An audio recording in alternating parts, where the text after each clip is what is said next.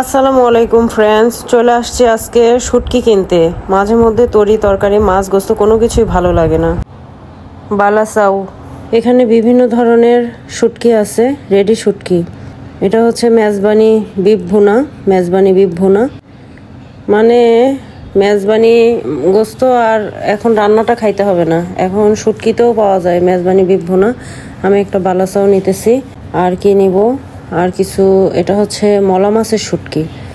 মলা মাছের শুটকি আলু বেগুন দিয়ে খাইতে অনেক মজা লাগে। শুকনো শুকনো করে ভাজি করে ফেললেও অনেক মজা লাগে। তো একটা মলা মাছের শুটকি নিলাম। তারপর নিব হচ্ছে চিন্তা করতেছি কোনটা নিব। আচ্ছা, ছুরি শুটকি নেই কিছু। ছুরি শুটকিও খেতে খুব মজা লাগে। ছুরি শুটকি আলু দিয়ে বেগুন দিয়ে, এমনি ছুরি শুটকি এমনি খেতেও মজা লাগে। তারপর মেজবানি বিফ ভুনা যেটা আছে ওইটা একটা নিব। এটা হচ্ছে লইট্টা ফিশের শুটকি, মানে এগুলো রেডি করাই আছে, এগুলো হোমমেড, খুবই ভালো। আমি এর আগেও নিয়েছিলাম, খেয়েছি, ভালো লেগেছে। আজকে আবার নেওয়ার জন্য এসেছি।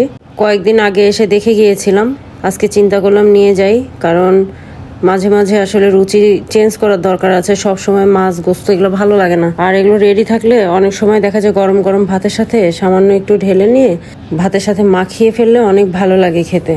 চলে আসছি বাসায়। আজকে শুটকি যেগুলো আনলাম, রেডি শুটকি, এগুলো দিয়ে আজকে গরম গরম ভাত দিয়ে খাবো।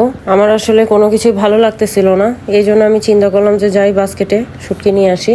আজকে মনে ছিল, মনে করে নিয়ে আসছি, তো মিস করব না, সব কিছুই নিচ্ছি। আমি এখানে লইট্টা নিয়েছি, তারপর বালাচাও নিয়েছি, তারপর মেজবানি বিফ কালাভুনা, সবগুলো একটু একটু করে নিয়েছি। প্লেটের চতুর্পাশে দিয়ে দেখেন সাজানো আছে।